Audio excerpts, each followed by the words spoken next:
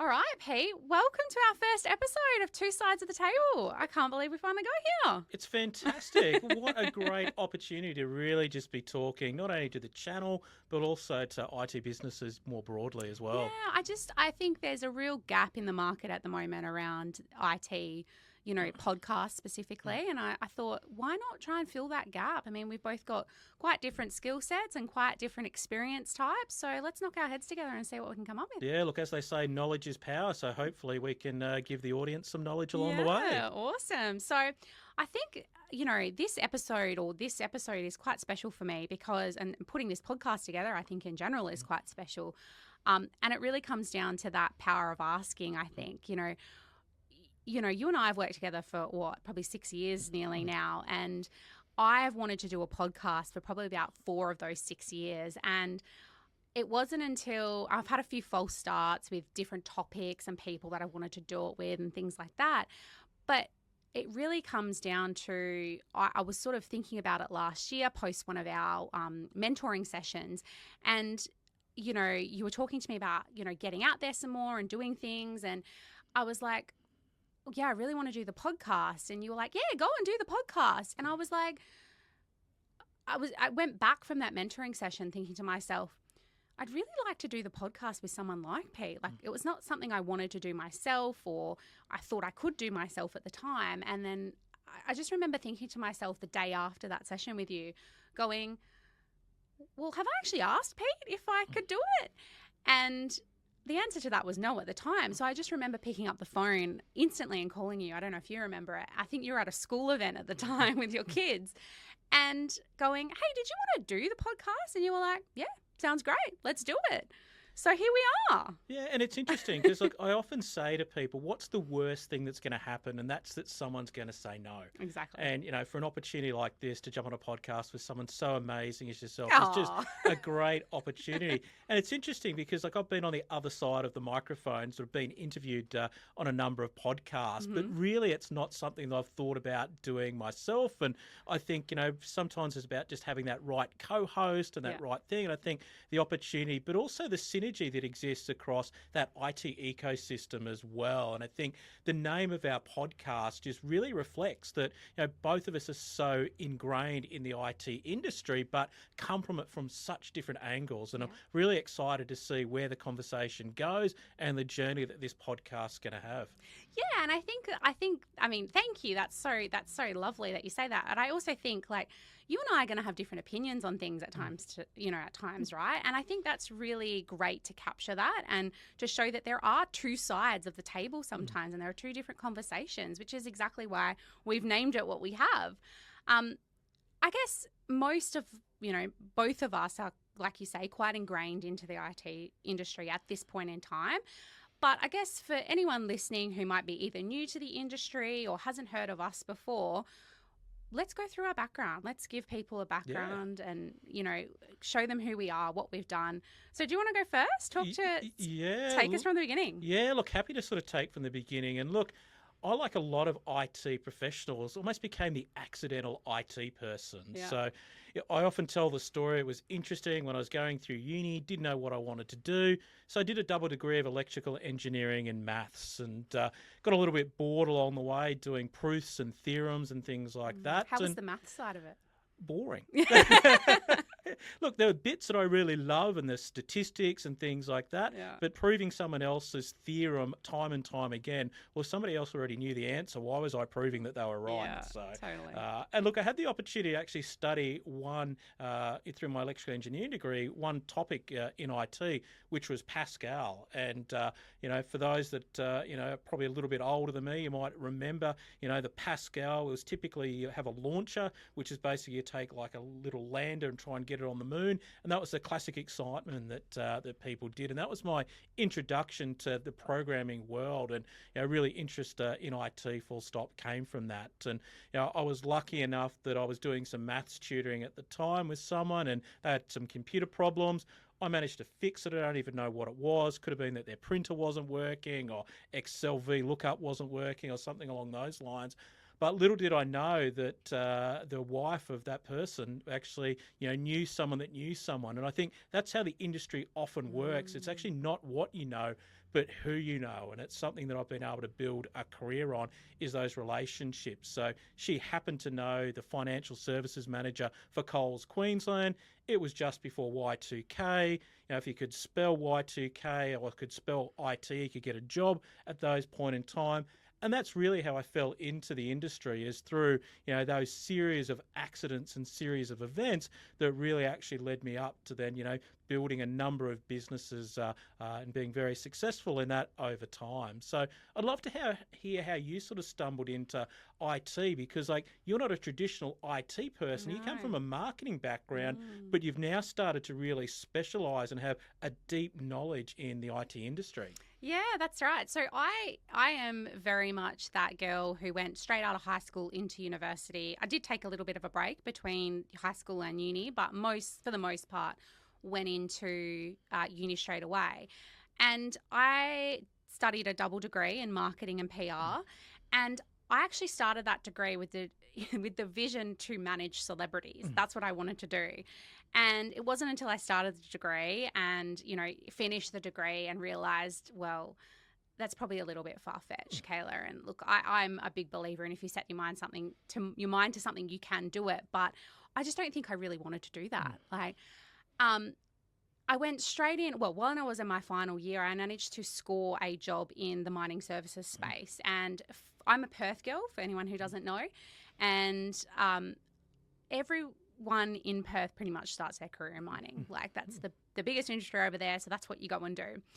I did that role for nearly 2 years, went from marketing assistant to marketing coordinator, and just outgrew the role. Just didn't love it, didn't, want to be in that role anymore. I sort of wanted to do the next thing. Did a few stints in other various industries. The automotive industry lasted 3 months in there, and then went into other things. But at the time, my fiance at the time, my now husband, had an opportunity to move to Melbourne. So we packed up our car. We were 23 at the time. We knew nothing. We were, I'm not saying 23-year-olds don't know anything these days, but at the time we were a bit young, dumb.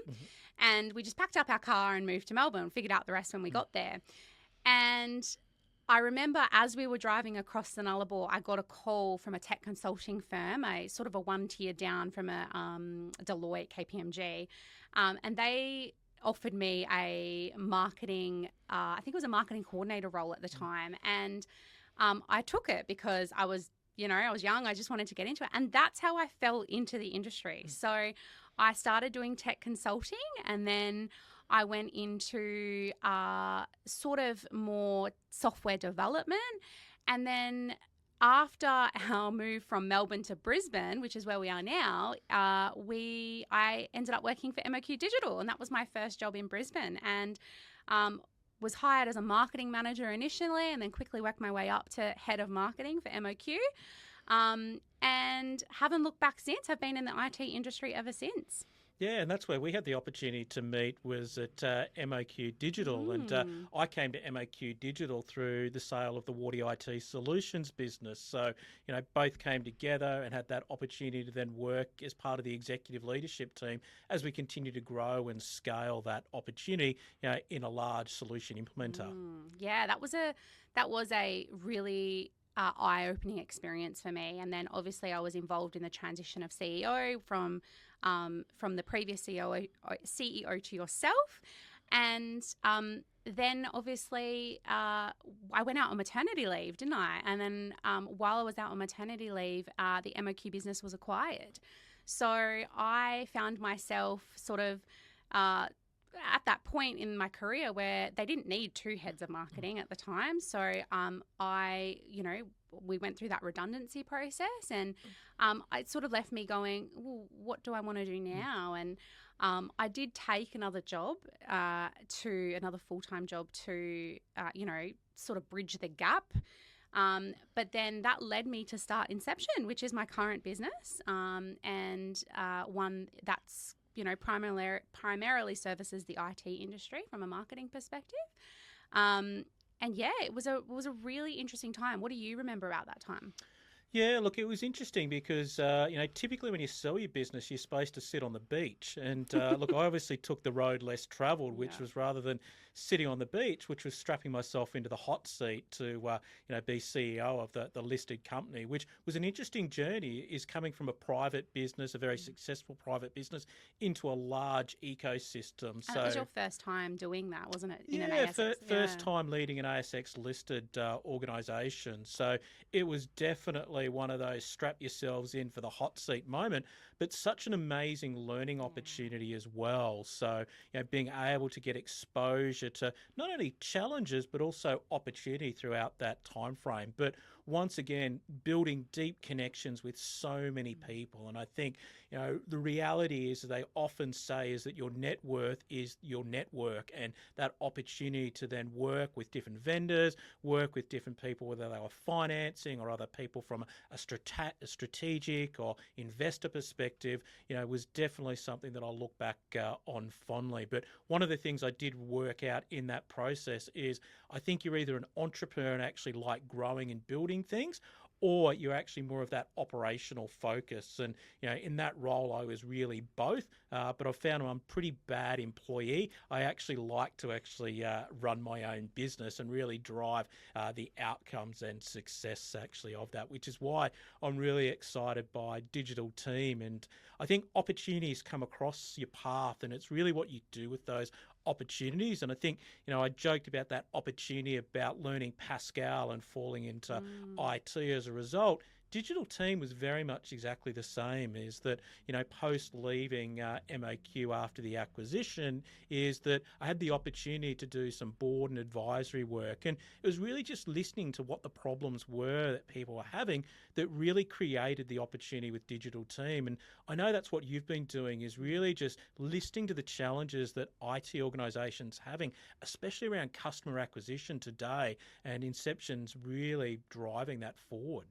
Yeah, I think one of the things I always preach to our customers is you don't sell IT solutions, you sell solutions to problems. Listen to what your customers are saying and listen to what they want and what they need, and then develop your solution around that. And that's exactly what you've done with Digital Team. I think it's funny. I have really fond memories of that time with you as CEO, and I always remember you walking around the office with your AirPods in. And the reason you did that is because you were still doing sales at that time. Even as the CEO, you were still very much driving that sales function within the business. And I think that is probably what you're saying around being the operational, the entrepreneurial side of things. I think during my time at MOQ, particularly with you as CEO, you gave me and the marketing team so much freedom to be able to go out and test, different things and, make different choices. And you always say, you remember you saying to me, it was always just, hedge your bets against something and try, you take a bet, right? And I remember you giving us so much freedom. And then obviously, the acquisition happened and I left and I went into, another role. And I just remember feeling so constricted, like, to spend $10, I had to get budget approval. And I just remember feeling so constrained at that time, which is what led me to start Inception. Well, to be honest, I'd actually started Inception sort of on the side while I was working. But to go full-time into that business, I really needed that. I really was craving that freedom again and to do things my way. And I think you're very similar, right? You like to do things in a very similar fashion. You like the freedom that a business gives you. And I think a lot of our listeners will probably be in that same boat, right? A lot of them are entrepreneurs and, have started IT businesses. It's interesting. I've actually heard a couple of people actually say to me that I'm actually a marketer sitting inside of a business owner's body. Yes, you are. In regards to that. And look, I was lucky enough to almost stumble across the power of marketing with the digital, with the Wardy IT Solutions business, and really took that same view into MOQ Digital, but also taken that view into Digital Team as well, is that marketing is such an important business function that often actually gets overlooked. It's almost that sort of red-headed, ugly stepchild that just doesn't get a lot of attention, and really the actual sales attribution that comes from really helping to educate people. Because I always think about marketing, I don't know where I read it. I've got this sort of plethora of books I continue to devour even today, but I can't remember where it was, but it was described as that back in the old days, the salespeople had all of the power. And the analogy was, it was like buying a car. You'd have to go into the dealership. You'd have to talk to the salesperson. They would know the fuel economy. They would know the maximum speed the car could do. They'd know all the options that were available. They were really in control. However, today, all of that information's available online. I can do all of my research. In fact, I just bought a car online, and it wasn't a Tesla either. So it was actually, that whole experience was, I bought it online, didn't have to talk to a dealer, didn't have to go through that, or let me talk to my sales manager and get a better price for you. But we're so more empowered. And the same thing with customers today is they're so much further through the sales journey as a result of being more informed. And really one of the key things for marketing is being able to build an audience, but also then being able to help educate that audience along the way as well. And that's really where the power starts to come through, is then helping to actually, not push something down someone's throat from a sales perspective, but really educate them through that journey. And I think I'll have to look it up for our next episode where that quote actually came from, because it really stuck in the back of my mind, is that the same way that car sales was, IT is exactly the same. So the speeds, the feeds, the gigabytes, all of those things, it's not about that. It's solving that challenge and being often very empathetic along the way with the customer. Yeah, exactly. And we'll get into marketing more in a later episode, but I think it's about that consistency as well, right? Consistently showing up for your audience in similar ways, in the places that they hang out. I did a LinkedIn video about this last week, and it was just really about, where are your customers hanging out, and hang out with them. Yeah. I think it's a really missed opportunity. Okay, so you left MOQ, you gave it you did your advisory work for a little while, and then you started Digital Team. Do a shameless plug on Digital Team. What does Digital Team do? Yeah, so look, Digital Team solves the problem that every IT business has, and that's being able to find the right skills at the right price. So we build offshore teams in Sri Lanka, and really what we do is we take the specific needs that a business has, and then rather than hiring in Australia, hiring in Sri Lanka to meet that need. It's often a lot cheaper, isn't it? Look, the cost arbitrage is one thing, but the reality is finding talent is just as hard as the cost associated with that. So I often joke that, finding talent, it's like trying to find rocking horse poo. It just doesn't exist. And then when you do find it, you need to donate a kidney in order to be able to afford it. That's what Digital Team does, is solves that specifically for technology companies. Yeah, and you were hearing a lot of that during your advisory work, and that's what sort of left you to start? Look, I always go back to sort of talking about, finding a solution to a problem. And I heard it 10 times. I heard, 10 different people say that. And I said, after that, maybe there's something in this. And I went back to them and I said, if I had a solution for it and basically built the dream of what Digital Team was, is this something that you would buy? And 10 of those people said yes. Yeah. So that probably wasn't enough to convince me, though, to start Digital Team, is because, moving from being traditionally a solution implementer, more specialised, moving into an offshoring business was actually, almost a little bit of a paradigm shift. It's different. Yeah, from what we were doing. And I've worked with an advisor for a long time, a number of business decisions we've worked through over time with that advisor. And we had 3 business ideas on the table. And to be honest, Digital Team was probably third, but third by a long way about the 2 other opportunities. Okay. So, building another Wardy IT Solutions 2.0 was the easy option. Yep, you knew how to do it. Yeah, exactly. It was a rinse and repeat, but a more modern approach, especially with the cadence and pace of change in the data landscape there as well.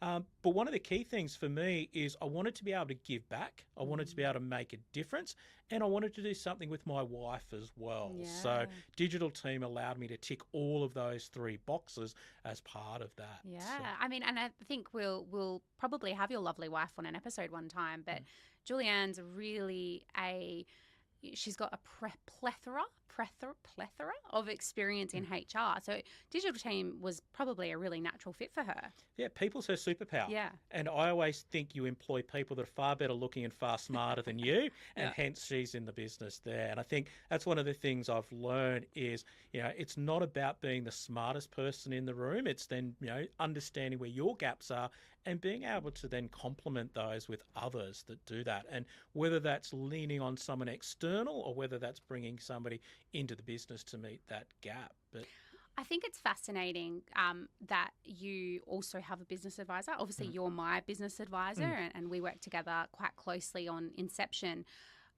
But it's amazing, I think, that you still have a business advisor even after you're 2 to 3 businesses deep now, and you still don't know how to do it all. And maybe we'll get into that later on a different episode, but I think there's something to be said for the power of mentorship and advisory, right? yeah, look, I think that coaching element is definitely something we want to unpack in a future episode. So, whether you're the best tennis player in the world, you've got a coach. Yeah, true. Whether you're a football team, you've got a coach. So that's someone that sees those blind spots that you don't. And it's really about how do you then eke out that 1% better. And one of our core values at Digital Team is how do you get 1% better every single day with that? So it'd be great to unpack that in a future episode. But tell me a little bit more. I know that you sort of worked with, your business previously, Inception. You started to build a couple of customers. You got that momentum. Take us through that journey. Yeah, I think it's very similar to you, right? I was really looking in the market, and I knew the IT market, quite well after my time at MOQ and working with you. And I think I just saw that there was a real gap in the market for particularly MSPs, but also solution integrators and Microsoft partners. They needed that senior marketing resource and that senior marketing help. But 1, they didn't know where to start. 2, it was too expensive for them. Or 3, they couldn't keep someone busy full time. So I started Inception with the view to, grow that business to service that market on a fractional basis. So we offer marketing management, and CMO as a service on that fractional basis. So we help TSPs to really sort of, boost their profile, boost their branding, get more leads through the door. Because everyone wants to grow their business. And I think it was you that was telling me if you're not growing by a certain percentage a year, you're actually going backwards because the IT industry is moving so quickly. Yeah, look, if you look at the Canalys data that just got released about the 2025 MSP report, and no, this is managed service providers, so not just MSPs, but more broadly, anyone that's got a managed service. We'll leave a link for it in the show. Yeah, the managed services practice, it's going to grow the market by 13% in 2025. 13%. So really what you're saying is MSPs have to grow 13% this year to be able to keep up with the market. Yeah. And then you look at things like Azure, for example, that year-on-year growth, that Azure market or cloud market is going to grow by 30% over 2025 as well. So if you're operating in that cloud space or even offering services that consume that Azure consumption, they need to grow 30%. Yeah. And so I guess marketing is really one of the key ways in which they can do that. So once they've won that business, that's when they'd come to Digital Team and really get the staff they need to fulfill the project. Yeah, 100%. But look, I'm going to be the acronym police though. So TSP, it's a term that's been sort of, over the last 18 months or 2 years, really starting to get a lot more traction in the industry. So when you talk about TSP, what does that mean to you, Kayla? So technology solution provider is, I think, what it stands for. But for me, that's really a nice way of sort of encompassing who we service as a market. So it can, it can make up things like MSPs, managed service providers, it can make up solution integrators, it can make up software developers as well. So I think it's a really all-encompassing sort of, way to really address everyone in our market, because what we find is really that sometimes the strategies are different for MSPs and SIs. So how do we sort of make sure we're being inclusive in when we're saying it? Yeah, it's interesting. Look, one of the things I've seen in the MSP space is a pure focus on just managed services, just the reoccurring revenue business. And it's interesting that TSP is becoming almost that more all-encompassing, because often customers need those professional services over and above the managed services piece there. Exactly, and the project work. Yeah, and that project work is often being left on the table because people are so focused just purely on reoccurring revenue. Yeah, I think you're right, actually. But then we also have customers in the other camp who only focus on project work, which is sort of what we did at MOQ. We obviously had the MSP component, but we didn't leave that part on the table. Yeah, and look, just sort of we spoke about SIs a couple of times, and you'll hear us pivot back between system integrators was the traditional sort of description for SIs, but I think solution implementers is a better narrative for an SI in regards to that. And there's no right or wrong business model in regards to it, but I think it's then understanding where the customer is going and really having solutions that align up to what they want, because it's not always purely professional services and it's not always managed services. It's then being able to lean into a customer. And I think often delivering the great professional services, provides that opportunity to talk about an ongoing relationship that could lead into managed services with customers there. So just MSP being the managed service provider, TSP being technology solution provider, and SI, I believe a better outcome for that is being that solution implementer. I think it's a great call out to sort of call out these acronyms because we do sort of use them interchangeably, and we, I guess, know what each other is talking about, but maybe not everyone listening may. Like I guess they may be sitting there going, well, which one am I? So I offer both, and you can offer both. I think that's important to call out. All right, Pete, what are we trying to achieve with the podcast? Yeah, look, for me, it's about the opportunity to give back. Yeah. I have the opportunity to work the technology businesses day in, day out, and I see the challenges firsthand. I've been there. I've got the grazed knees. I've made the mistakes along the way. And really, it's an opportunity to have a conversation about what's going on in the industry. And the industry's moving so quickly, but the basics really haven't changed. And often as technologists, I think we get caught up in the new and shiny, really, but it's about delivering those great outcomes for customers, delighting team members, and continuing to grow with then opportunities and solutions that meet that market need. And I'm really excited to have some of these conversations and a platform there to, I've got some opinions about things and I'm sure we'll share them along the way, and excited about it. And what about you, Kayla? What does this podcast mean to you? Yeah, I think it was just, I really wanted to be able to, similar to you, I guess, give back, but I wanted to be able to have these conversations between us and then have other people listen to them, get our advice, get our experience. I know some things that you don't know, and you certainly know things that I don't know. So, how do we share that knowledge out, and how do we share that out in a way that is going to benefit the most people possible? Because I guess not everyone can afford a business advisor. Not everyone, thinks they need one. So if we can shed a little light on topics that, are sometimes, I guess, a little bit taboo as well. Like, let's talk about how January is a bit of a crazy month for a lot of MSPs and a lot of technology providers. Like, it's a bit of a crazy month. Like, I think I want people to know that they're not alone in these struggles, like entrepreneurship and running a business, and particularly one in the IT landscape that's evolving so quickly. How do we keep up, and how do we help people feel like they're not alone in this? So that's probably really the crux of my... Yeah, and it's often lonely at the top because there's certain things that you just can't share with your team, whether that's cash flow challenges, whether you're negotiating with the ATO, whether you've had a key customer leave you. Like all of these things are often very difficult to share, and it does get lonely at the top. And often, having been there before, is you think you're the only one that's going through that, but so many other people are going through those same scenarios. So I'm sure we'll delve into many different topics as we continue the podcast series. Perfect. Well, thank you for your time, Pete. I really appreciate it, and I'm looking forward to the next episode. Yeah, fantastic. Thanks for the opportunity, Kayla. I'm